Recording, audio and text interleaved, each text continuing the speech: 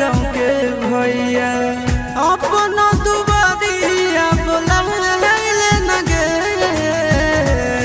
तोरा एलियो ससुरारिया एको लोटा पनिया पिलाई दे न गे तोरा एलियो ससुरारिया।